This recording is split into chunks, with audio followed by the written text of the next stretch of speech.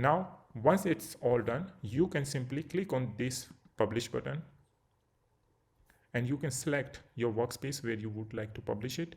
In our case, I'm going to publish it into this demo workspace. Workspaces are nothing but a place where all the Power BI contents are going to be there. For example, your dataset or semantic model, and for example, your dataset or semantic model. Nowadays, we are calling it a semantic model rather than dataset, your reports, dashboards, or any other content.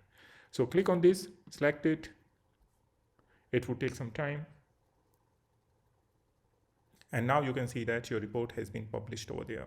So you can simply come over here and click on this link. It's going to directly open, or you may need to log in on your Power BI service if you haven't logged in already.